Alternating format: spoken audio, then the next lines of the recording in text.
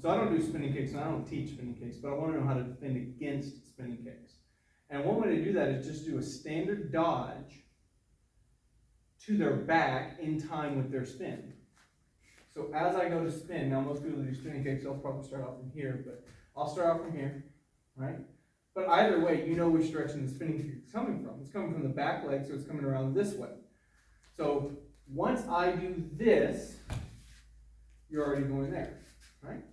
So let's practice that drill. All you're going to do is do a basic dodge without me doing that. Just dodge.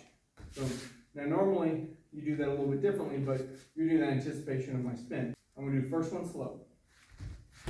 Boom, you're at my back. You can do anything you want to me.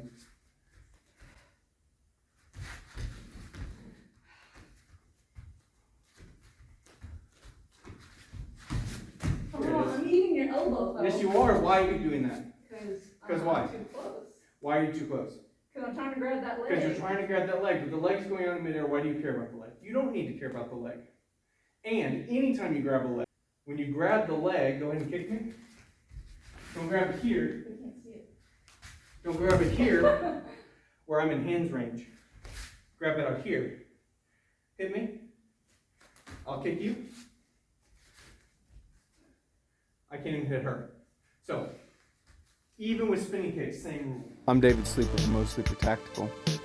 Join me as I seek to equip myself and others to fight the good fight and finish the race well through fighting skills, weapon skills, and an unrelenting dedication to truth.